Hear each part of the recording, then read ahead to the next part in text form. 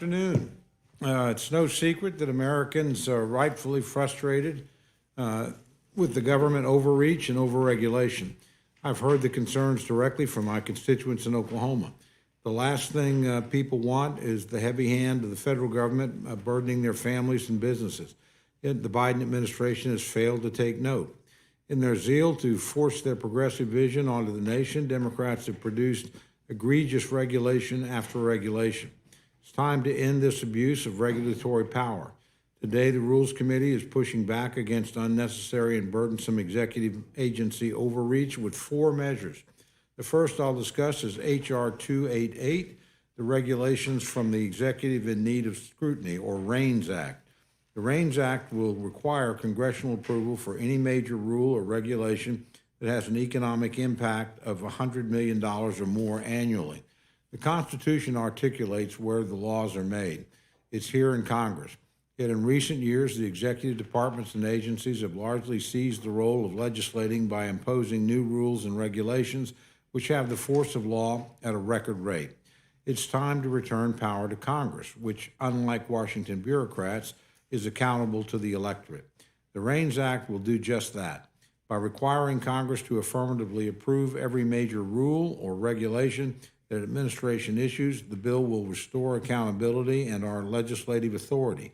It strengthens the checks and balances system on the executive branch and curbs unelected federal employees from having unfettered power. Our second item, H.R. 288, is the Separation of Powers Restoration Act. The bill amends existing law to change the scope of judicial review of agency actions. At present, courts generally follow the so-called Chevron deference, which requires courts to defer to an agency's interpretation of a statute when reviewing an agency action like a regulation or rule. This gives the Washington bureaucrats undue power at the expense of congressional intent. If the agency's interpretations of the law is obviously incorrect, it still stands. SOPRA will change that. It will require the courts to review all issues from the beginning, including an appropriate review as to what the law says without putting a thumb on the scale in favor of the agency. Finally, our third and fourth items, H.R. 1615 and H.R. 1640, push back on the Biden administration's efforts to dictate what types of stoves Americans cook on. That's right, the White House wants to limit your ability to purchase and use gas stoves. Natural gas is a key part of Oklahoma's economy. Nationally, we are the 5th largest producer of natural gas, and we export 2/3 of what we produce out of the state. Oklahomans are proud to be part of our American energy dominance. Natural gas is used to heat just over half the homes in my state, and just over 1/3 of Oklahoma residents use a gas stove to cook at home. My constituents are right to worry about the Biden administration's efforts to limit access to gas stoves. It's why the House is advancing these 2 measures today that will restrict the administration's ability to do so.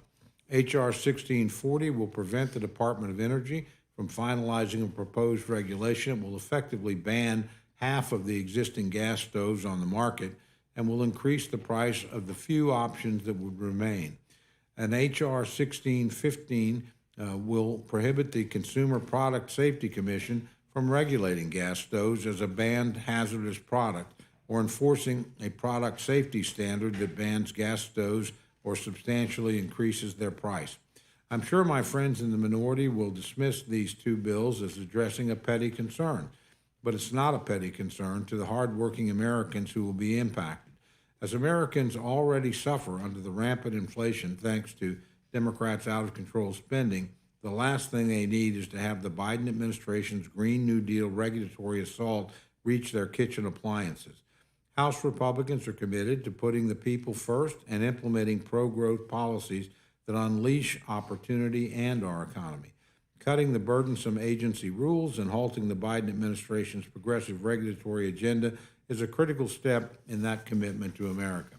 I now yield to my very good friend, the gentlelady from Pennsylvania, for any remarks she wishes to make.